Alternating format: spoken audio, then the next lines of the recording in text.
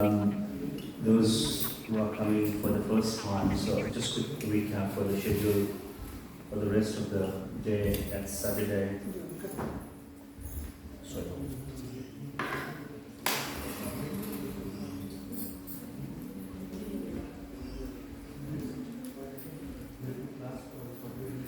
So the schedule for the rest of the day looks like, so we'll have a Bhagavad Gita class between 5 and 6. At the end of the class, we'll have an opportunity to have a question and answer session. We'll try to finish the class on time 6 o'clock. And then 6 o'clock we'll have a japa session. So humble request to everyone, stay on and experience this blissful session. And then we'll also have a prasadam Saturday feast. It's upstairs in the prasadam hall, but it might be actually outside the fish pond as well. So feel free to join our prasadam. And we'll have our version closed at 6:30. And 6:45 we'll have our Tulsi Aarti. And between 6:45 and 7 o'clock we'll have a Tulsi Aarti. And 7 o'clock we'll have a darshan open and then followed by the Bhagavad. So please stay on. So before we start the class, actually we'll start with a short kirtan.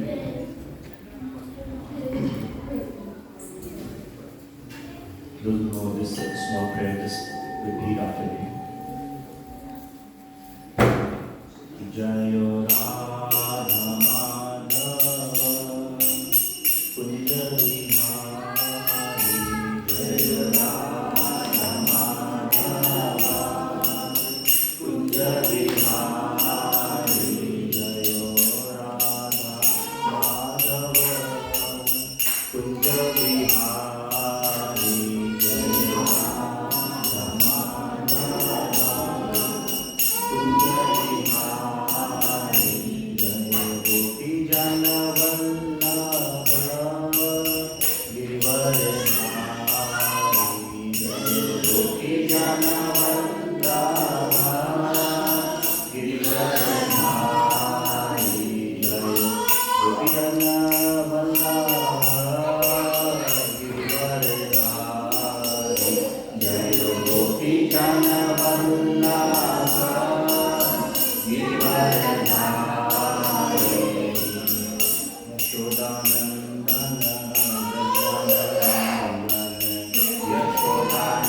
Yashodanandana Brajanarandana Yashodanandana Brajanarandana Yashodanandana Brajanarandana Yamuna Tira Vanachari Yamuna Tira Vanachari Jayo Radha Madhava Kunja Vihari Jayo Radha Madhava Kunja Vihari.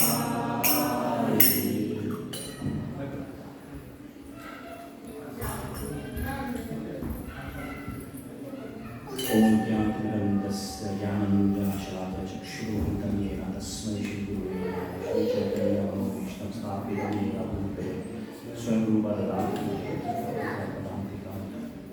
Mukham Karoti Vacharam Gurudum Nalkayate Yat Kripatam Mahanta Shri Gurave Namaha. So thank you very much once again for coming to the class. Normally the format is we pick one of the verse from the Bhagavad Gita and then we share some of the realization. And then like I mentioned, the class is between 5 and 6. So at the end of the class, we have an opportunity to have a question answers. So feel free to jump in and then I'll try in my best capacity to answer your questions. So today actually I'll be taking the verse. In fact, I'll be taking the whole section with a couple of verses from chapter 4. Very important chapter, very beautiful chapter, where the name of the chapter is Transcendental Knowledge. And basically, before Krishna begins giving the knowledge, So in this whole section, I'll give a quick holistic perspective. So Krishna in this whole section, what he says is, I'm going to tell you, Arjuna, the history of this transcendental knowledge, this knowledge, and who actually has been following this knowledge, and how can, and what are the qualifications to understand this knowledge. So very beautiful section. Just to set the context, so Bhagavad Gita, like we all know, there are like 18 chapters, and the chapter previous to that is chapter 3, which is basically Karma Yoga. Again, one of the beautiful chapters. When I read Bhagavad Gita, probably back in 20 years back, I was studying in London.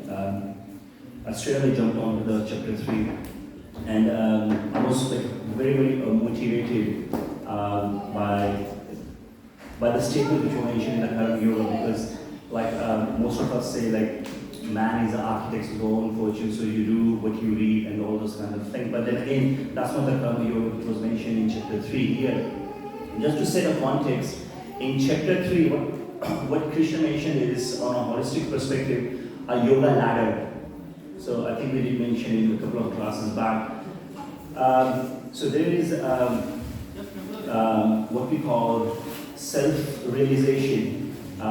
In Sanskrit, what we call Atma Sakshatkar. Atma is basically self, but who is self? Self is soul. So we did discuss that as well. So Atma Sakshatkar, and that's a beginning. But then again, it's an important step actually. Between Atma Sakshatkar, but that's not the goal. The next goal is basically the Bhagavad Sakshatkar, which is basically God realization. So unless you understand who you are, you have no qualification actually to understand someone which is higher than you. However, between self-realization and God realization comes a ladder, and Krishna calls this as a yoga ladder. This ladder has 3 rungs. The first rung is basically called Karma Yoga. The second is called Jnana Yoga, and the top one, the third rung in that ladder is called Bhakti Yoga. So in a very simple language, yoga, the word yoga actually has come from the Sanskrit word yud, and yud basically means link or connect. So in very simple language, what does the yoga mean? Yoga is any endeavor that connects us with the Lord, with the Bhagwan. So what happens in Karma Yoga is, karma basically means an activity. So in this type of a yoga, because people have a different tendencies, some are very active, some are very philosophical, some are very intellectual, some are very devotional. So based on different tendencies of the people, so there are different types of yoga activities which are mentioned. However, sticking to today's class context, so Karma Yoga is basically the way to connect to the Lord through activities. The next one is a Jnana Yoga. So Jnana basically is knowledge. So like I mentioned, not everybody, like it could be a simple example like serving the kitchen or serving the sharan upstairs. So it requires a body, it requires physical senses, it requires endeavor.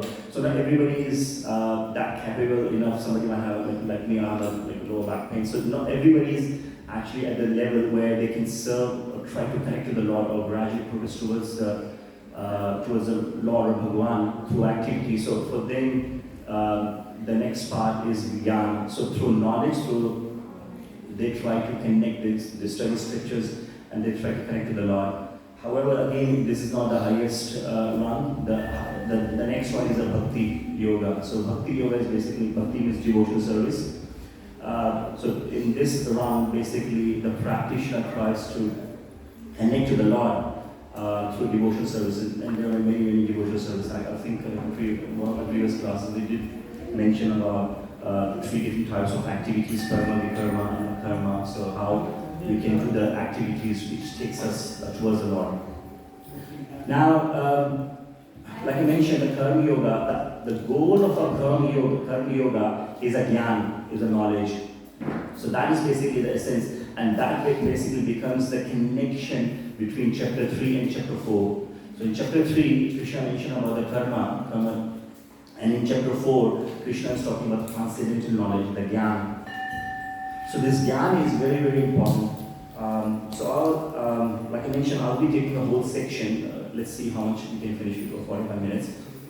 So I'll read only first verse and then I'll go through the translation and purport, and humble request if you can repeat the translation after me as well. So the first verse basically goes in the chapter 4 is Imam vivasvade yogam proktavam aham avyayam vishwa vivasvan manve praha manur ikashvakve abravit. Translation and purport by His Divine Grace Srila Prabhupada Ki Jai. Translation of this verse goes: the personality of a Godhead, Lord Shri Krishna said, I instructed this imperishable science of yoga to Sun God, Vivasvan. And Vivasvan instructed it to the Manu, the father of mankind. And Manu in turn instructed this to the Ekashvaku, purport. Herein we find the history of the Bhagavad Gita traced from a remote time when it was delivered to the royal order of all planets. Beginning from the sun planet, the kings of the planets are especially meant for the protection of the inhabitants, and therefore the royal order should understand the science of Bhagavad Gita in order to be able to rule the citizens and protect them from the material bondage to lust. Human life is meant for cultivation of spiritual knowledge in eternal relationship with the Supreme Personality of Godhead. And the executive heads of all states and all planets are obliged to impart this lesson to the citizens by education, culture, and devotion. In other words, the executive heads of all states are intended to spread the science of Krishna consciousness so that people may take advantage of this great science and pursue a successful path. It's quite a long quote, and actually I'll skip it, but however I'll still stick to the last section here. Very, very important because that's the history of the education. In the beginning of the millennium, known as Treta Yuga, the science of the relationship with the Supreme Personality was delivered by Vivasvan to Manu. At the present moment, we have passed just 5,000 years, which last 432,000 years. Before that was the Dwapar Yuga and the Treta Yuga.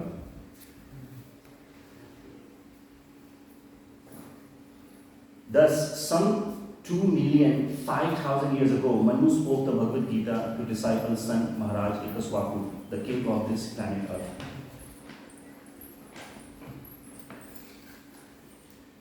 So basically, what's happening here is, like I mentioned, the connection between chapter 3 and chapter 4 is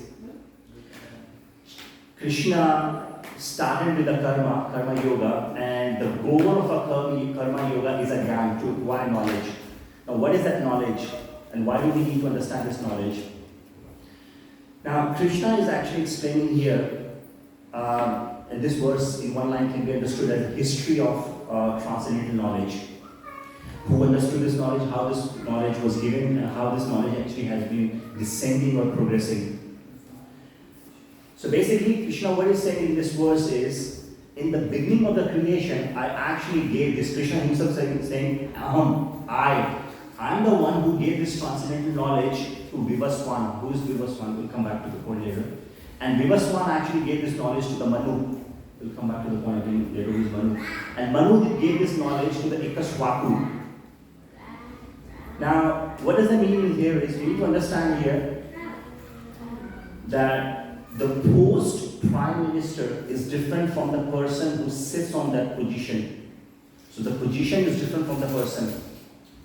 Albanese, I think he's a prime minister. My GK is very weak, but I think so. The post prime minister of Australia is different from the person who is a prime minister. Narendra Modi, the person is different from the position prime minister. So similarly, Sun, Moon, and other planets, these are positions. They are not the person. Obviously, these are the personalities as well. There are personalities ruled over by these places, but these are the positions. And currently, the person who is sitting on the position of a sun, the person who is sun, his name is called Vivaswan. So what Krishna is saying is, in the beginning of the creation, when this creation happened, I actually gave this transcendental knowledge to Vivaswan. Another word he used here is Raj Rishi. Beautiful word. There are many kinds of rishis, Raj Rishi, Brahm Rishi. Raj basically means Raja, king, and Rishi basically means sage. So Raj Rishi basically means a sage honest king, or basically the king of the kings. In one term, we can also understand as an acharya. Acharya basically, the word achariti, acharya basically means the one who leads by example. So Krishna actually gave this transcendental knowledge, first of all, to in this verse, what is mentioning here is, he gave this knowledge to Vivaswan, the sun god. And sun god gave this knowledge to his own son. And this son actually is called Vivaswata. So Vivaswan is the person whose son is called Vivaswata. And he is sitting on the position called Manu. In other culture, in fact, the word Adam and Eve and what we call Manush, the Hindi word Manush, English word man, actually has come from the word Manu. And who is this Manu? What is his job? The job of a Manu is basically to start and increase progeny. Because like I mentioned, the creation has just started. Planets have just created, but there are not many living entities. So the living entities have to be created.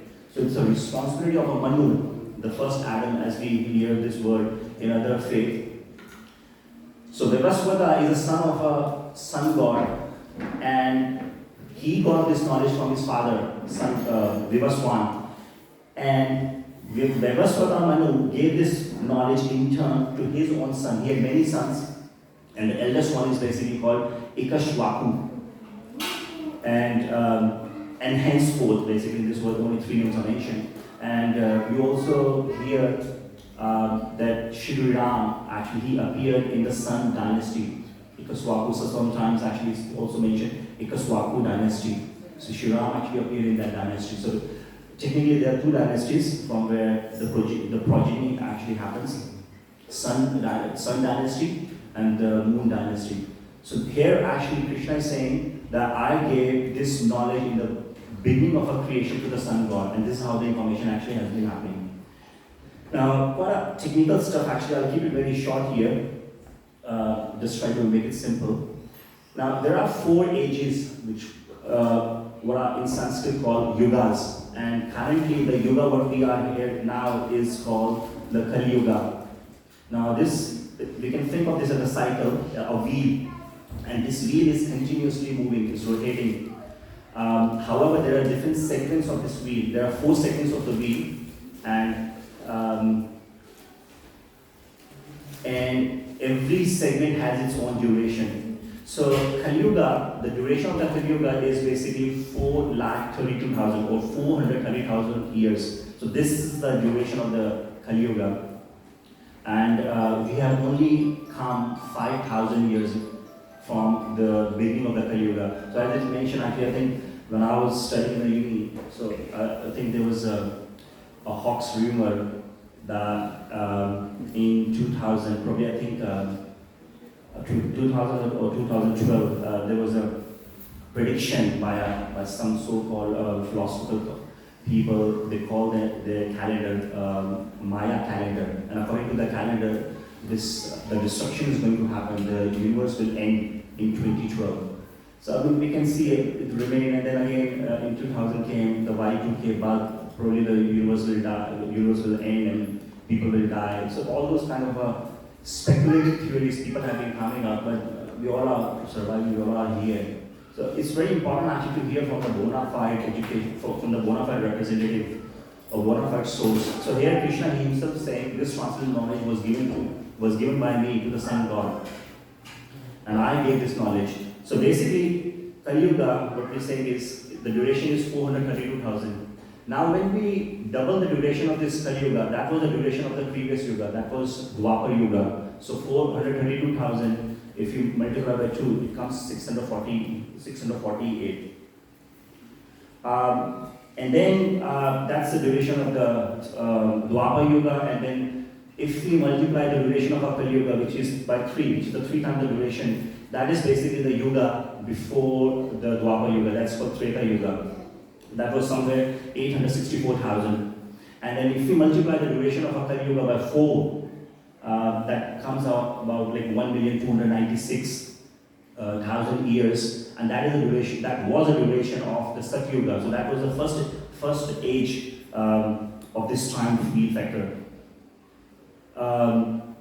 So if we add all those durations of different yugas, the figure comes up about like 43 million.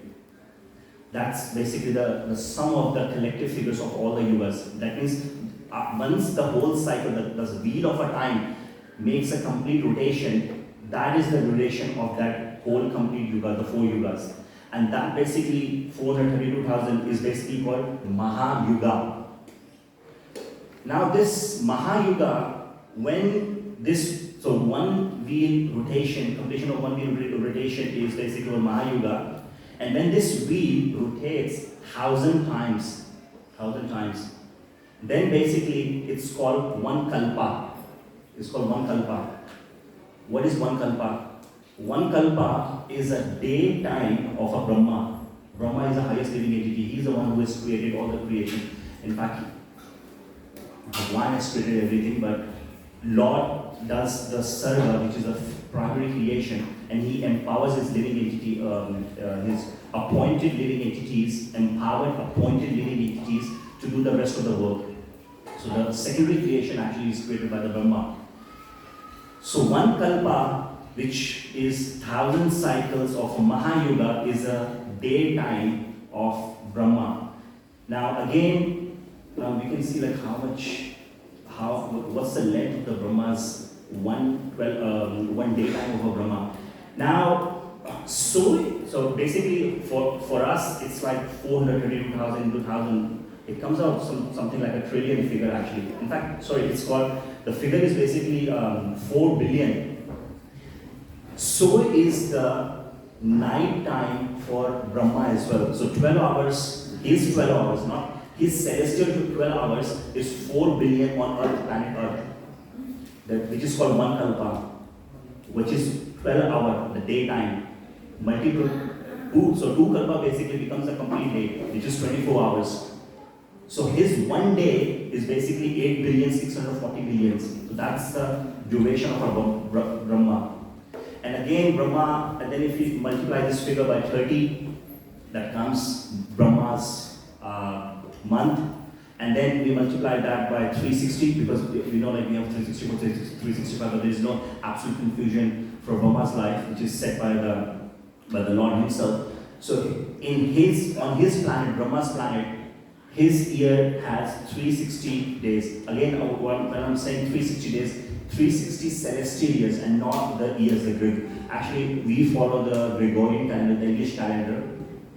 So that is basically the day of a Brahma. And then again, Brahma's life is also 100 years. But again, when I said 100 celestial years, so if we multiply this 100 duration of a Brahma into 100, the figure comes out 311 trillion 40 billion years. So that is the life of a Brahma. That is the life of a Brahma. And I won't go into detail because that's quite technical, but again, currently the age of a Brahma, it's mentioned in the scriptures as well, is 52 years. So imagine 311 trillions, 40 billions, pretty much half of the age of Brahma is just past. Now, again, coming back to the context, it's mentioned in this verse the age of the current Manu, which is Vaivasvata Manu, basically when, like I mentioned, Krishna gave this knowledge to the Vivaswan sun god, and Vivaswan gave this knowledge to his son, Vaivasvata Manu. So basically, the age of Vaivasvata Manu is mentioned as 305,300,000 years. I'll fast track, I won't stick to this technical stuff. But again, the point I want to make to this is, Krishna spoke this Bhagavad Gita to Vivaswan 120,400,000 years back, in the beginning of the creation. So that is basically, we can see how much, there are many things to learn from here. Is like I mentioned, there's no, as we progress to the higher planets, there's no time theory, there's no time factor actually. Or the relativity theory does not basically work out. We also hear this when there are certain, when there are like a space exploration, so there is the gravity on these planets are different from the gravity from the different planets, from the gravity on the Earth. So time is also one of the factors. So we can understand that was that much duration back, Krishna gave this knowledge to, transcendental knowledge to Vivaswan, the sun god. Now I'll move on to the next verse, very beautiful verse actually. Now, in the next verse, Krishna is actually telling what is a bona fide process to acquire this knowledge. What is the authentic process to acquire this knowledge? And Krishna says, Evam parampara praptam, very beautiful word. Parampara is a significant word here. Evam parampara praptam, imam raj vasho vidu, sakalena mahata yogo nashta parantava. Krishna here is saying, like I mentioned, Krishna in previous verse, Krishna gave this knowledge first in the beginning of the creation to the sun god. But then again, mind it, in other scriptures, it's also mentioned that Krishna has given this knowledge to some other personalities as well. So Krishna has not only given this knowledge to sun god Vivaswan, he has given the knowledge to other great personalities as well, because he's the father of religion. In Srimad Bhagavad it is mentioned actually, he has given this knowledge in the beginning of the creation. The first living entity, what we mentioned, is a Brahma. He gave this knowledge to the Brahma. So it's very, very important to have the knowledge to the first living entity, and then this is how the knowledge transmits. But again, in this verse, Krishna is saying the bona fide process, evam parampara praptam. So what he's saying is, this transcendental knowledge actually has been descending. He's not saying ascending, he's saying descending. This transcendental knowledge has been descending in a Guru Parampara. In English, what it means is in a disciplic succession. I'll come to the point again. And then in the last line, what he's saying is, however, yogo nashta parantapa.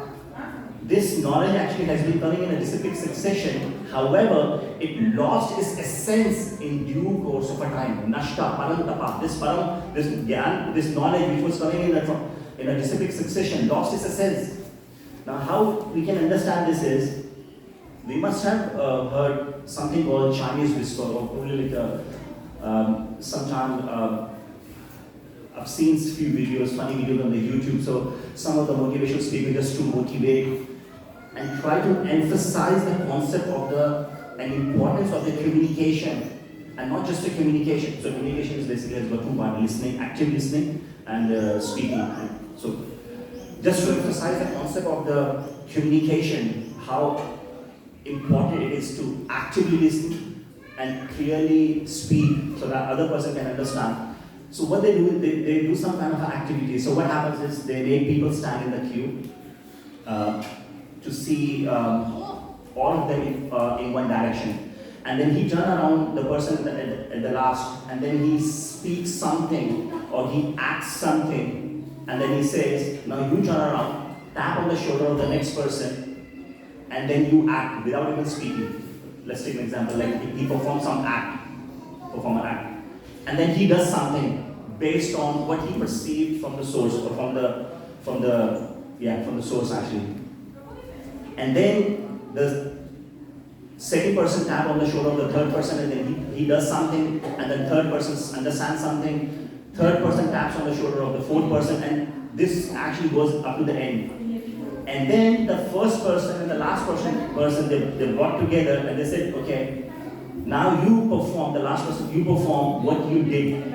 And when the first person actually saw, and then everybody actually saw what they did was actually completely opposite. Or in fact, if you take an example of a vocal message, if you speak, what was articulated by the source was absolutely different or convoluted or complicated message at the end, by the time it reaches to the end person. I'm sure you must have heard or seen it. Such kind of a funny example. So what does that mean? The communication message was lost. The message was lost. So Krishna is saying the same thing as well. Although I've given this transcendental knowledge to so many authorities, and with every authority started a new parampara, I gave this knowledge, but this knowledge, which I initially gave to the Vivaswan Sun God, lost its essence in due course of a time. Beautiful thing. So it's very important actually that we, again going back to the example, what is important is it's very important actually to have a emphasis on a clear communication. Now, when we say clear communication, can I put this in other words like as it is?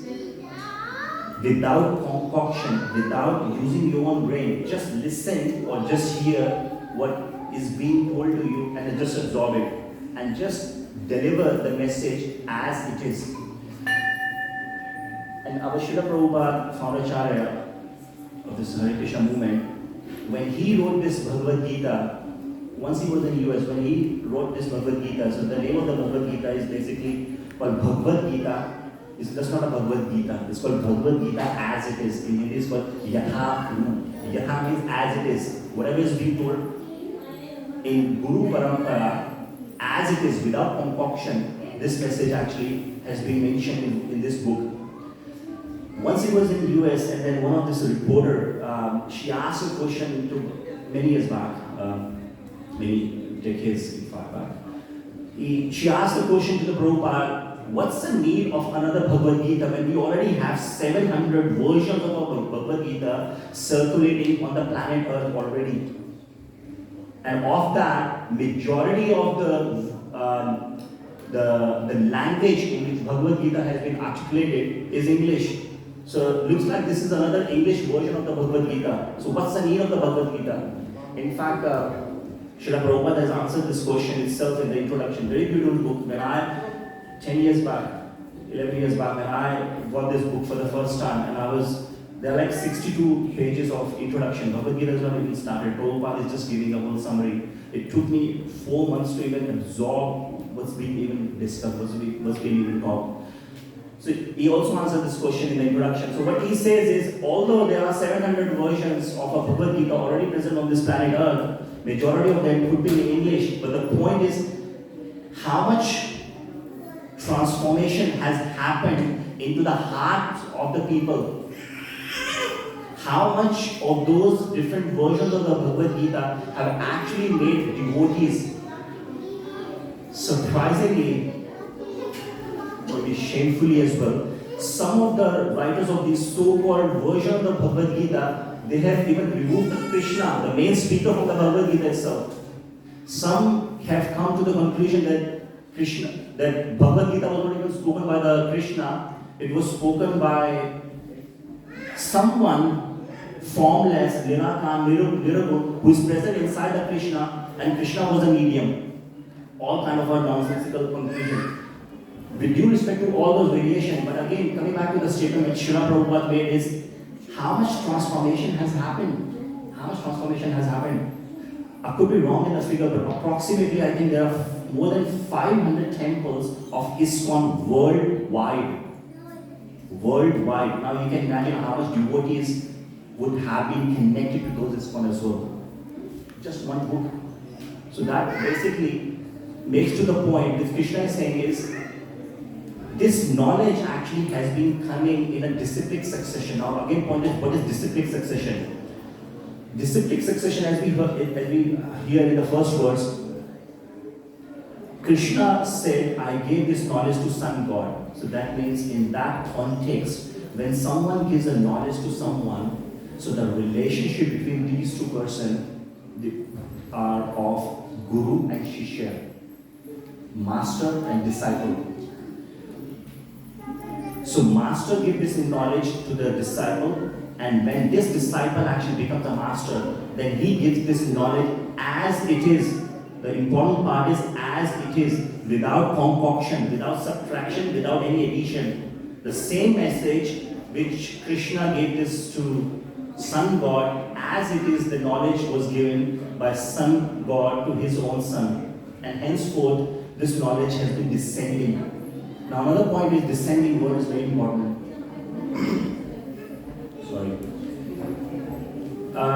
Most of the time in corporate world, I'm actually from IT background, so before the project or program kicks off, some kind of analysis before the project management really happens. Business comes up with their own requirements, high-level requirements, something needs to be done, don't know. So normally there are two ways to flesh out the requirements, to come to the point and understand what is required. One is called top-down approach, another is called bottom-up approach. In a top-down approach, you're given something high level, and then you try to analyze, and then you try to break something high level into something smaller, and then you keep on further analyzing, and then you break that into something smaller as well. Until to the point where the work can be easily, what needs to be done can be easily estimated in terms of a time. Again, I'm giving the definition of a project management from PMI. But again, we can understand how this fits in the spiritualities. And this breaking down of the process is actually called WH, work breakdown structure. It comes to the point where it can be easily understood what needs to be done. However, the bottom-up approach is very, very risky. We don't even know what needs to be done. There are actually trade-offs. I will go into the project management, but again, the point I'm trying to make is it's easier if we stick to Guru Parampara. Why? Because the so-called scientists, they want research. What are they researching? The word research itself means something is already found, something is already searched, and they are researching which is found, which is lost somewhere. And that's what Krishna again here says in the Bhagavad Gita in this verse. This message I gave this initially to the Sun God, and it has been coming very nicely into the succession. But because people started concocting their own ideology, or their own philosophy, somebody saying these are just stone deities, some stone idols. They come up with their own philosophies. Lord Bhagwan is a Niraguna, Nirakar. He doesn't have any quality. He cannot be a form. How can the Lord, who has created the whole creation, who has created all the living entities, how can he have a form? He must be something bigger than that. Anyways, right, I won't refute into the philosophy of it because that's outside the context. But again, in this second verse, Krishna is saying the process. The process is basically the discipline succession. This is how the knowledge has been coming in. Then in the next verse, Krishna says the qualification to understand this knowledge. What are the qualification? So in this verse, Krishna, I won't go in a whole verse. Important verse in this, important sentence in this verse is Bhakto Asi. Bhakto Asi means Sakha Cheti. So what Krishna is saying is there are two qualifications to understand the transcendental knowledge, the spiritual knowledge. What is that? The first is Bhakta, and the second he's saying is Sakha. Now Bhakta basically means devotee, and the second is Sakha means a friend. So what Krishna is saying to Arjuna is, I'm going to reveal this spiritual knowledge to you. However, there are two qualifications, and you fit into that criteria. And the criteria is because you are my devotee and you are my friend, I'm going to give this knowledge to you. Okay. When I read this verse for the first time, so I contemplated, because Krishna gave this knowledge to the Arjuna 5,000 years back, because the Yuga started after the end of the Dwapara Yuga. So this, the battlefield of Kurukshetra happened at the end of the Dwapara Yuga, and then came the Kali Yuga.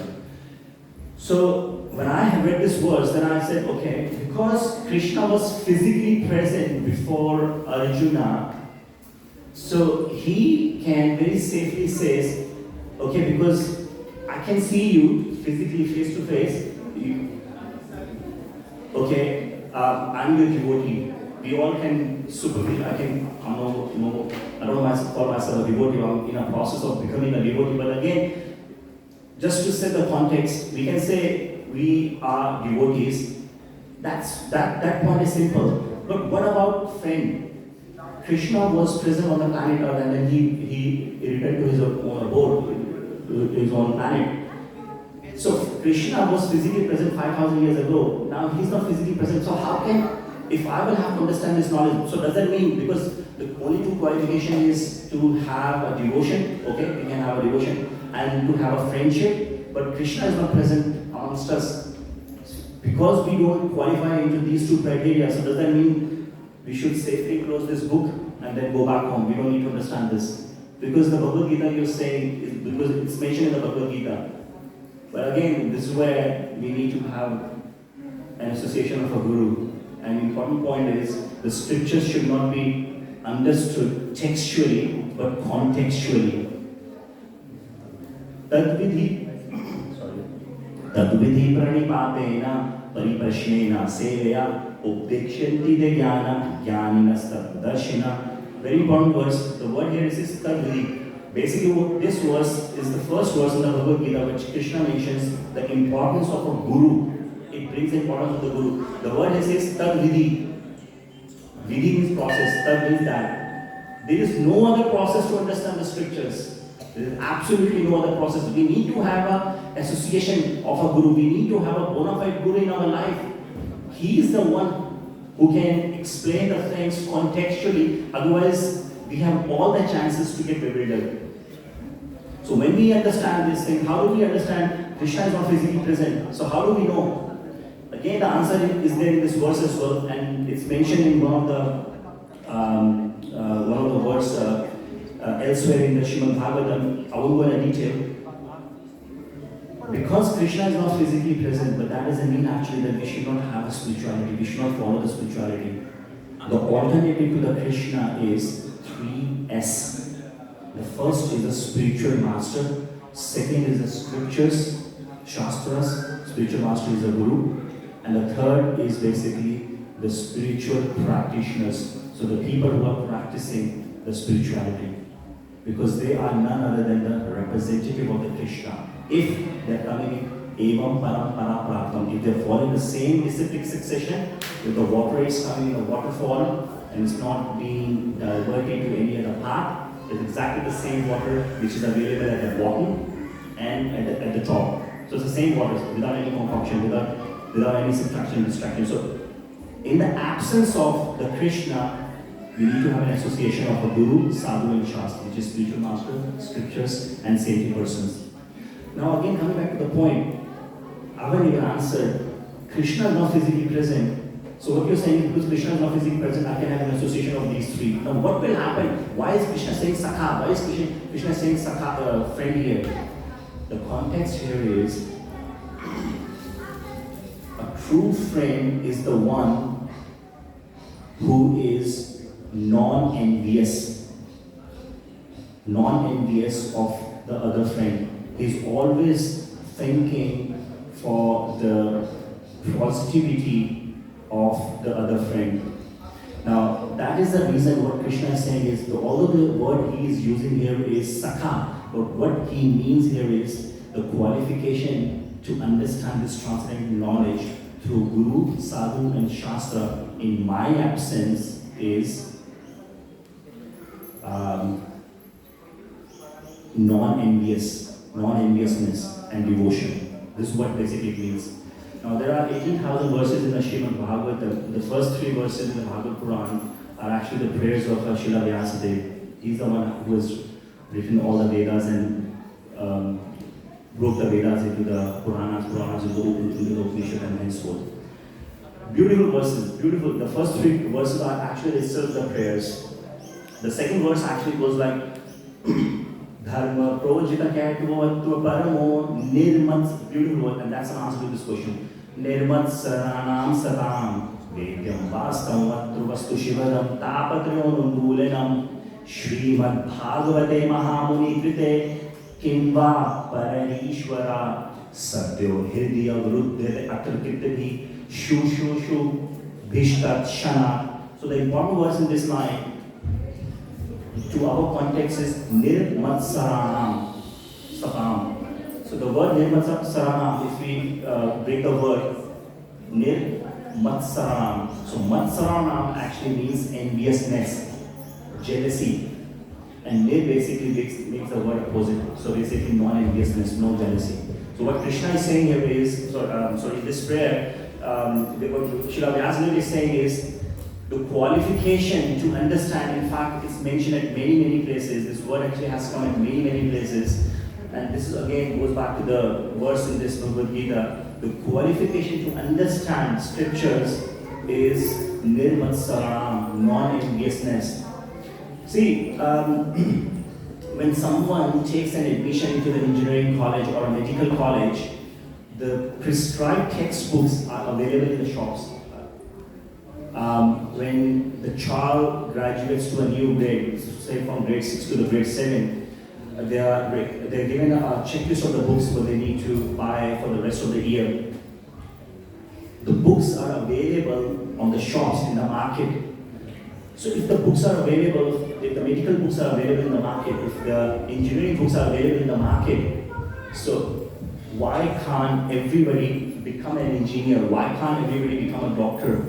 Why do the person need to take an admission into an engineering college or a medical college and go through a stressful and hard-working phase of their life to become a qualified professional, medical or a technical professional, whatever stream they take an admission in, when the knowledge is present here? So then again, it actually reinforces the concept of having a Guru Sadhu Shastra in absence of Krishna. We need to take a shelter of them. In the next verse, beautiful verse, when Krishna said this to Arjuna, that I gave this knowledge, and then I think we talked about the age of a Brahma is 300 billion, 400 trillion years. And in Kali Yuga, the prescribed age is basically 100 years. Even if somebody can live up to 100 years, I mean, that's a big thing. But again, previous to Kali Yuga, in the Dwapar Yuga, the age was 10 times more of Kali Yuga. So people could live up to 1,000 years. Prior to the Dwapar Yuga was Treta Yuga, in which Sri Ram appeared. That was 10 times the age of Dwapar Yuga, the previous Yuga. That is 10,000. So people could live up to the 10,000 years. And in the first Yuga, the Satya Yuga, the duration of the age was 10 times of the previous Yuga, which is 10,000 into 10 is basically 100,000. So that was the duration of the people who could live. And that is why probably we see there were like so many rishis and then so many sannyasis or people actually, they could meditate through the yoga processes, through Ashtanga yoga, through pranayama. They could stop their breathing processes, because when it's mentioned, again in the Shastras, our age is not determined by the years. That person could only live 52 years and then he died. A person lived up to the 80 years. We measure the existence of the person for 52 years and after that he left his body. But that doesn't mean his age is 52. The life of a person, as per the scriptures, which Krishna mentioned, is not measured through the years. It's mentioned through the breath we could take. The moment the child is born, a certain quota of breaths are allocated. And once that the last breath is over, it could be like my last breath here. Once the last breath is over, that's gone. The soul comes out of the body. That the person is dead. So everybody has their own quota. So what actually happens in Ashtanga Yoga is basically one of the different parts. I won't go into detail. Yam, Niyam, Asana, Pranayama. So in Pranayama actually, they do a lot of breathing exercises. They practice to the level, they become so expert that they stop their breathing. Now because they stop their breathing, they're not taking any breathing, they're not taking any breaths. That means, what does that mean? As per the scriptures, you have allocated quota of breaths. So if I've become proficient for Ashtanga over there, you get siddhi or mystic powers. If you stop taking the breaths, your life actually becomes elongated. But again, what's the point of having a long life? But again, now what in this verse, what Arjuna is saying, beautiful verse actually, what he's saying is, Brahma's life is 300 billion, 400 trillions, and you gave this knowledge to Vivaswan, the sun god. And sun god's age is again about like 100 million. Krishna, you are actually of somewhere of my age. And with the fact, because Sun God appeared 100 million years back, so from that statistics, it appears that he is very, very senior to you. So how do I understand? I can't conceive that you're saying this knowledge, what you are going to give it to me, you actually gave this knowledge earlier to Vivaswami, because he's very senior to you. So how do I have to understand this thing? So Krishna actually answered this question in the next verse, beautiful verse. He says, "Hey Arjuna, you and I have passed many, many, many lifetimes. However, I remember all my births, but you cannot. But you cannot." Now, how do we understand this point? Now, imagine, say a temple president, he enters into the room. So everybody present in the room would be able to see him. He stays for a while, he observes the things, and then he goes out of the room. Now, when he goes out of the room, is it intelligent enough to say that the person has left his body? I'm sorry, I'm giving the wrong example, but again, it's a fact. No, the person just disappeared from our vision. That means he disappeared from this room, and maybe he has moved on to the another room. So the people in the room one, when they see that person, they say, the person has gone. The person, no, that's not an intelligence. So the person who saw that person in this room or in the room one, so say the father moved into the bedroom one and then bedroom two. So the children present in the bedroom one, once the father has gone out, they won't say the father has died. No, the father disappeared and he appeared in the bedroom two. So the children or the people who are present in the bedroom two, they would be able to see the father. So similarly, Krishna says, because I'm unborn and my body is transcendental. My body is not like you. He says, Janmakarucham ve divyam evam yoveti tatvata yatvadeham punarjanam na eti mameti. So Arjuna, you need to understand, Arjuna, that my birth and my activities are not of this material world. They are transcendental, they are spiritual. What does that mean is, my body is not like you. My body is spiritual. I never change my body. I think in one of the previous classes we did mention about the soul. Basically, self-realization is nothing, just understanding who we are. We are soul. And then once the duration of this body, because our identity is not defined by the garment. People will not say me back to color kurta man, because body is not an identity, just a garment. Once the duration of this garment is over, I'll move on to the next body, I'll move on to the next garment. So similarly, there is absolutely no difference between the Krishna's soul and Krishna's body. So whenever Krishna appears, he appears in his own spiritual body. Because Krishna appears in his own spiritual body, and we are the soul, we have been changing our body, and we forget what actually happened with us in the previous life. That's why Krishna is saying, because when Arjuna asked this question, how do I have to understand that you gave this knowledge so many years back to the Sun God, who is so much senior to you, although you and I are of the same age. So Krishna basically mentions, because I always appear in the same spiritual body, so I remember everything. I even know what were your past lifetimes were, what you were. So there's so much to be said, but again, we run out of the time actually. So I'll wind up the class here, and I'll give an opportunity to everyone. If there's any question, probably we can take for a minute. And then humble request to everyone to stay within the class, because Mahaprabhu will continue to have a japa session, a very peaceful session. Any questions, any reflections from anyone?